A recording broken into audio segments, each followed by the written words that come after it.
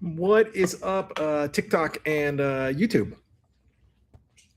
This is my Friday office hours studio Ask Me Anything thing that I've been trying to do every Friday. And I didn't think I was actually going to get to you guys today because I had a client late and then I've got to bust out of here like the next 30 minutes because I have an appointment across town. But we made it. We're here now. Streak is unbroken of doing these Friday lives. Last Friday's live was outstanding. So the bar has been set pretty high. So this is literally an Ask Me Anything sort of situation. If you don't know me, my name is Ben Markham. I am a professional photographer based in Louisville, Kentucky, specializing in professional headshots, actor headshots, portraits, and an artistic style of boudoir photography. So you can ask me anything about any of those things. Thank you so much already. I appreciate that for the rose. We can also talk about anything else. So, I mean, if you want to chat, thank you. If you want to chat just about life or, my dog whose portrait is back there, YouTube can see my dog, TikTok. There he is. We can do that. So this week, it's been kind of, it's been an interesting week. So I am trying to do some new things with the business. I'm trying to grow some separate channels as well. So my brain has been split with trying to do that, but I'm trying to do some new channels based off of the fitness stuff that I am dealing with. So in the past 2 weeks, I've almost lost 16 pounds though. So that's pretty cool.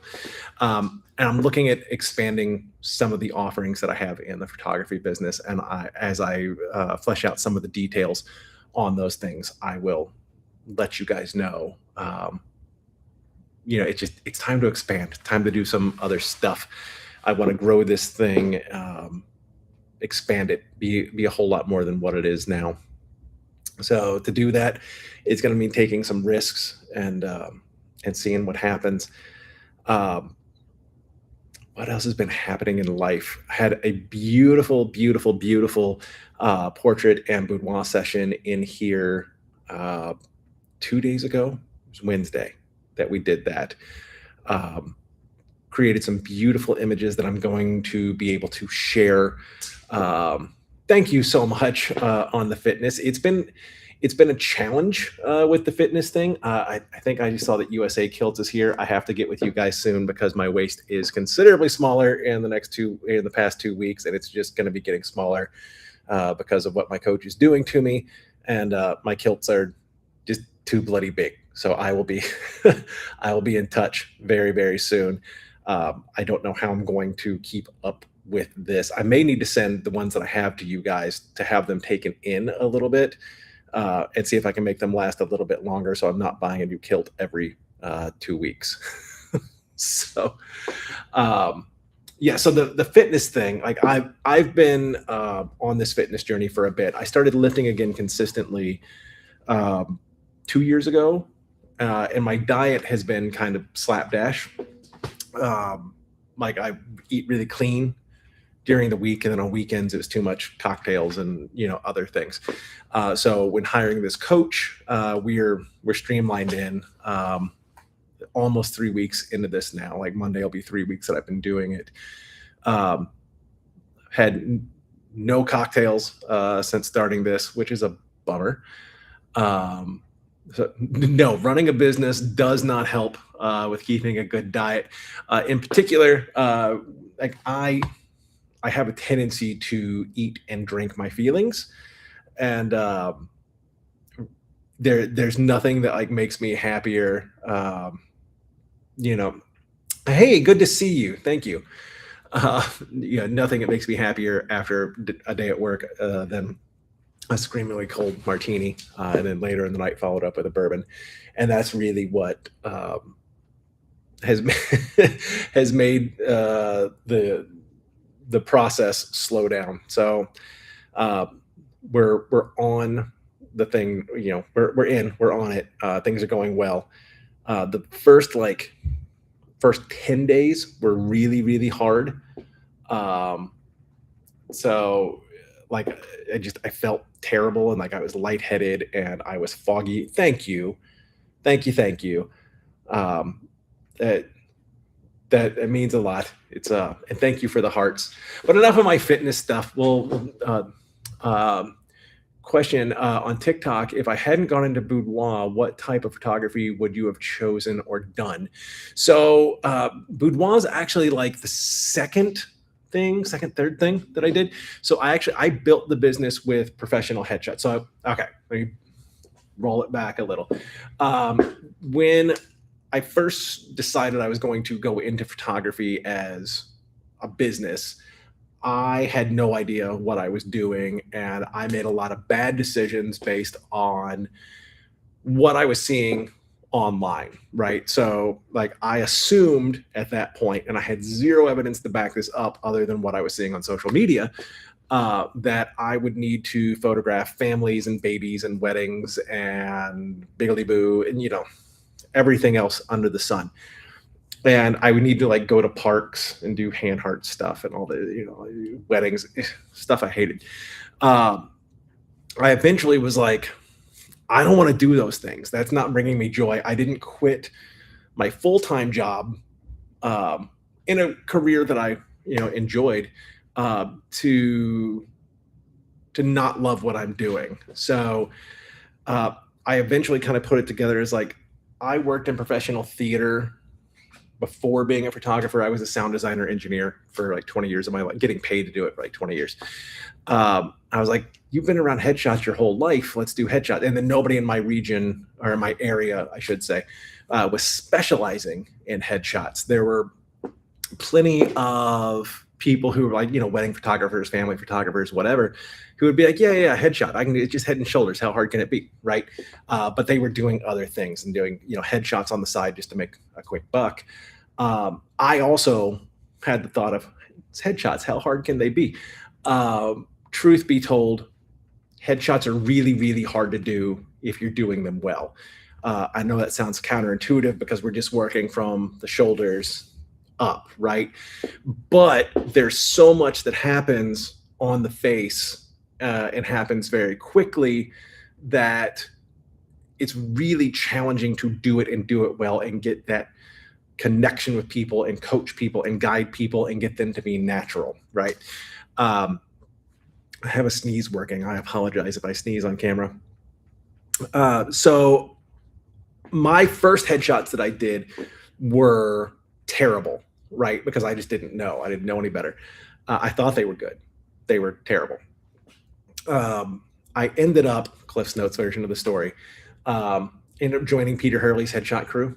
I joined just before it became known as the headshot crew. It was like, I think it was Hurley Pro before it was headshot crew. So I went through, critiques from Peter and, and then made a lot of good friends there too. And we all helped each other out and pushed each other and good support. So I'm still friends with a lot of those guys to this day. And I became Louisville's first headshot specialist. There's a few other people who have popped up since then. It's a whole other story. But I was the first to build a headshot business and be a headshot specialist in this region. So TLDR, I started with headshots. The portrait and boudoir side of things, back to the original question, came along later. So after the headshot business was built and I wanted to play a little bit more, and boudoir was actually never in the cards. I envisioned that the work that I would be doing was going to be more of a classic style of portrait, the sort of thing that one would hang over a fireplace, the sort of thing you might see in a museum, or, when people think, Downton Abbey and that sort of thing. I didn't think boudoir was going to be a part of that. And it was actually this portrait here, trying to point on camera, and it's two different cameras, was the one that really launched it. It is the one that made me go, intimate images don't have to be provocative. They don't have to be, a white snake video. They can be artistic and elegant and beautiful. And that portrait launched it. And I wasn't sure if there would actually be a market for it at all. And to my chagrin, people like it and are willing to commission me to create portraits for them. So all that back around, if I were to give,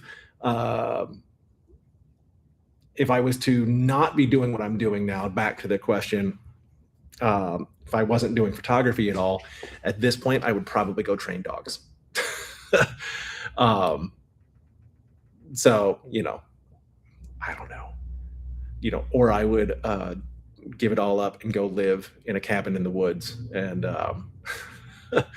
just, live in a cabin in the woods. Good question. Thank you. And, anyone, please feel free to ask as many questions. I do love my doggos. I actually went and got my hair cut today. And my hairstylist had her dog Nyla there today. So I got a little Nyla loving as well. And I'm doing a whole vlog on the day. I haven't done a vlog recently. Everything's been client facing. So if you follow the YouTube channel, there's some personal vlogs up there as well.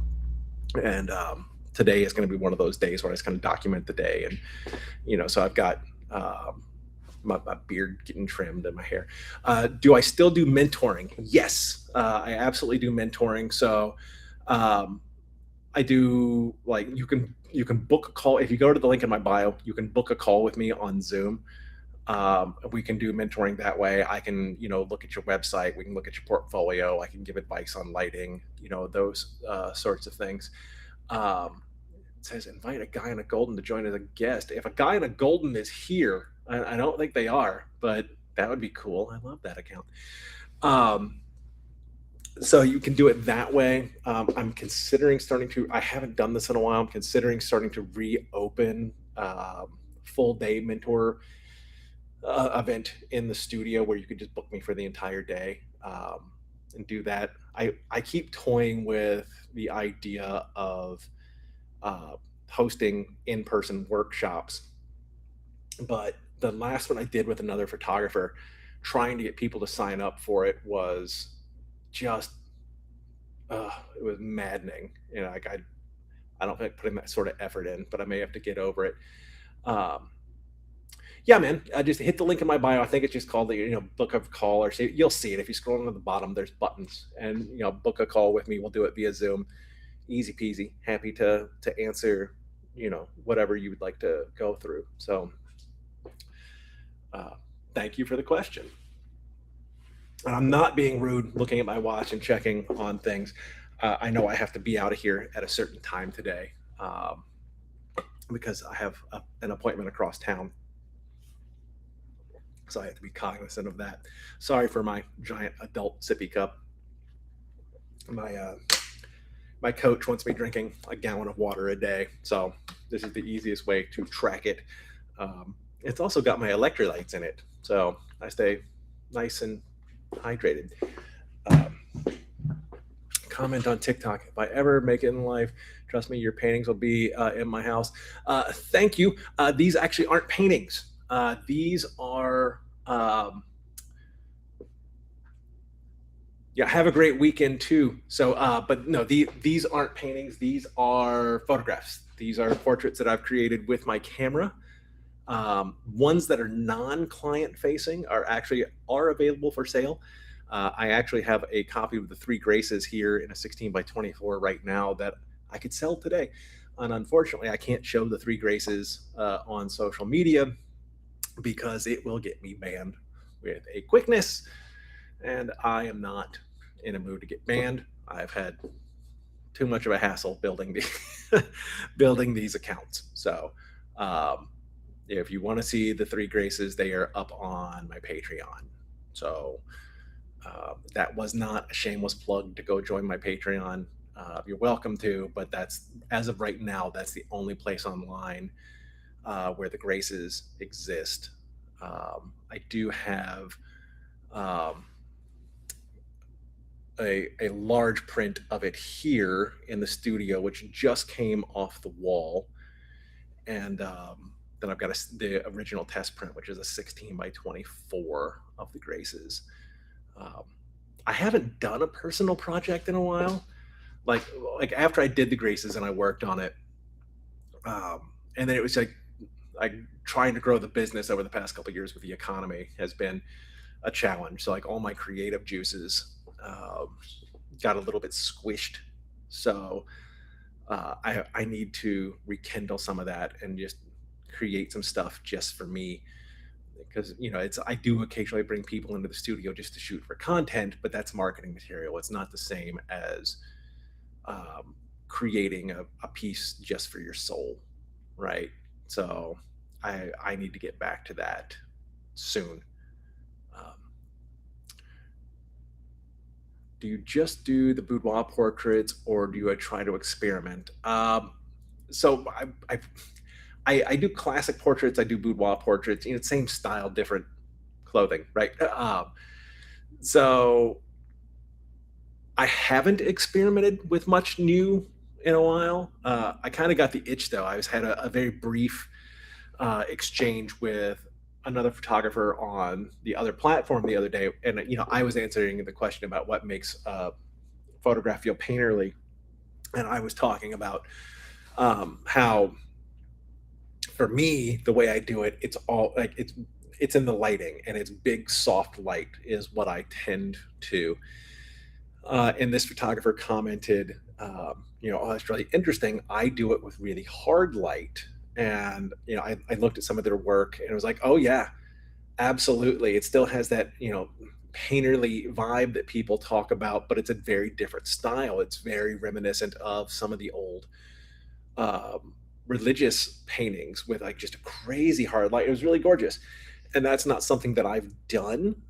Uh, so I'm kind of going, ooh, it may be time to go small lights and just makes really hard stuff, and see how I feel about it. So I'm a little bit excited about that. And if I do it, I will document that journey as well, and get that up on the various platforms, because I think it'll be cool.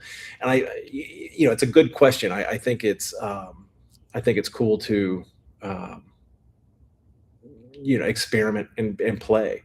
Looking at my walls, it seems like more portraits are Western or European, any African or Asian.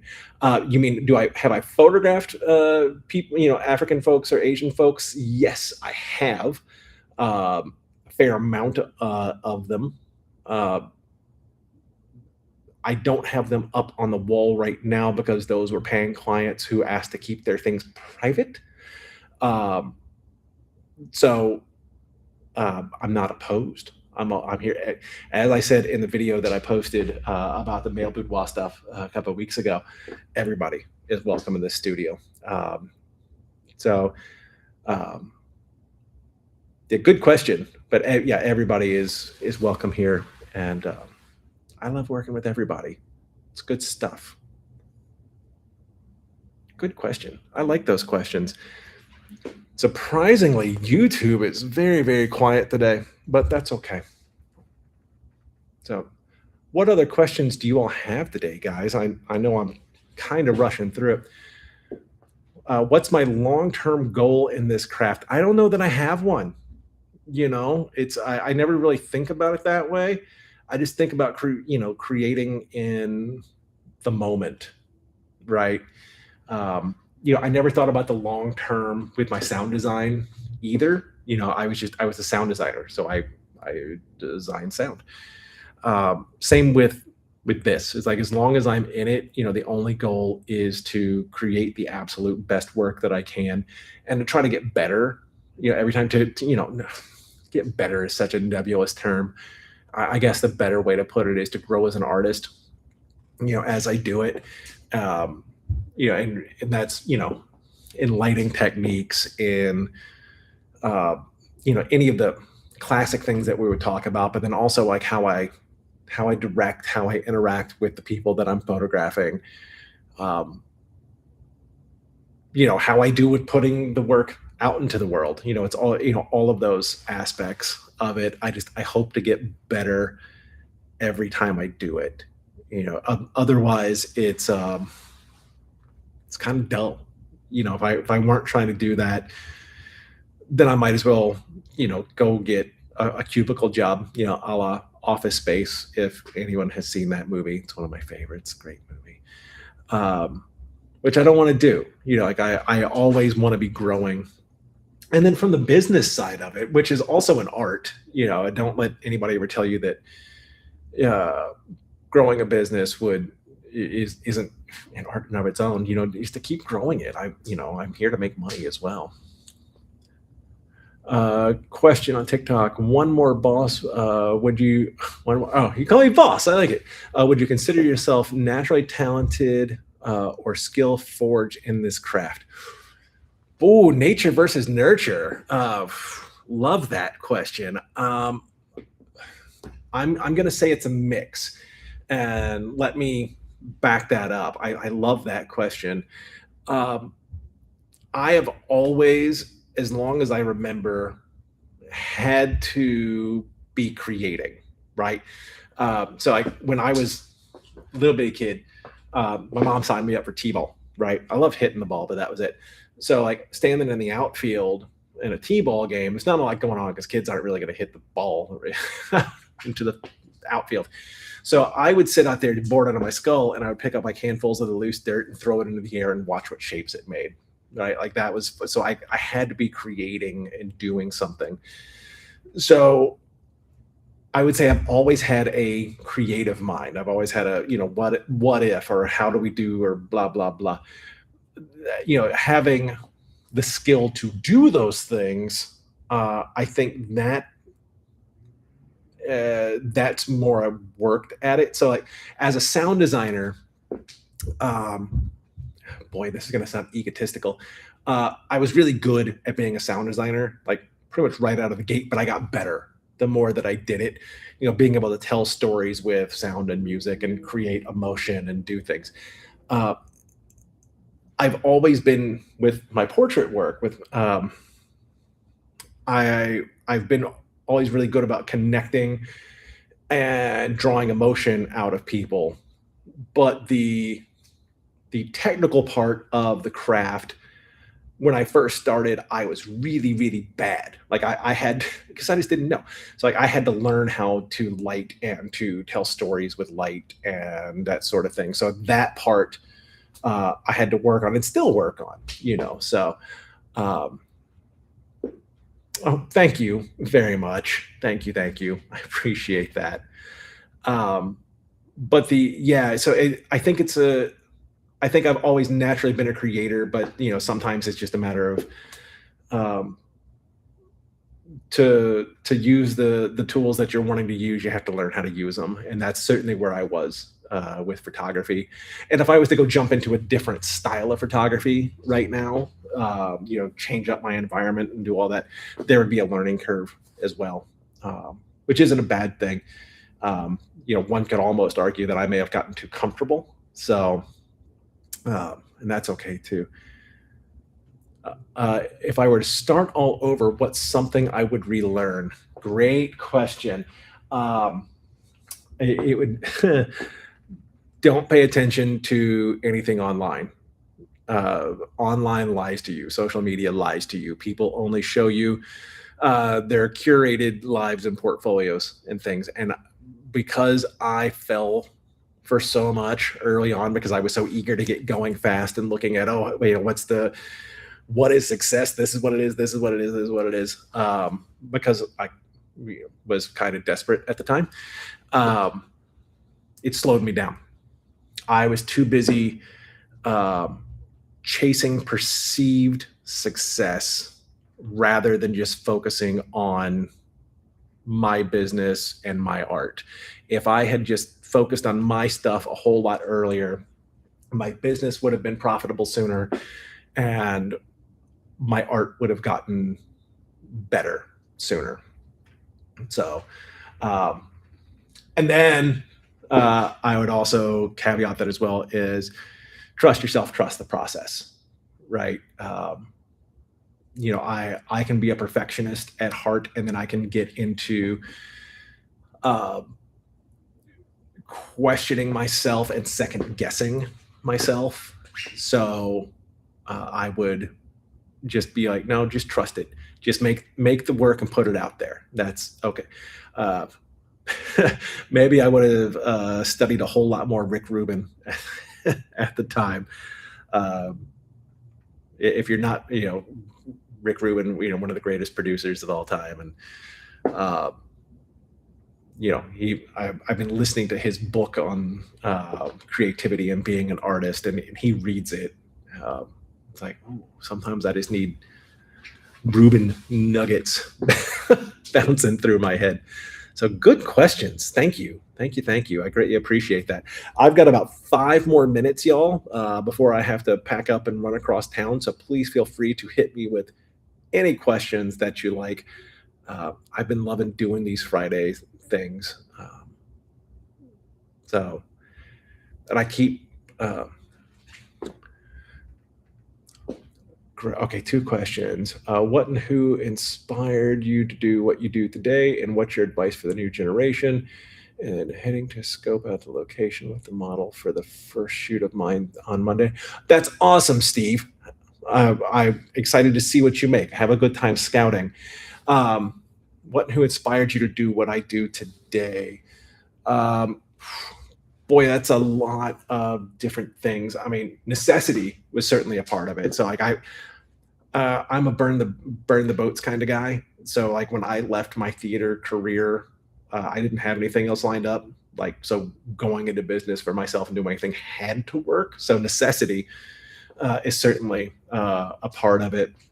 As for artists that inspire me, it's from all different genres that do it.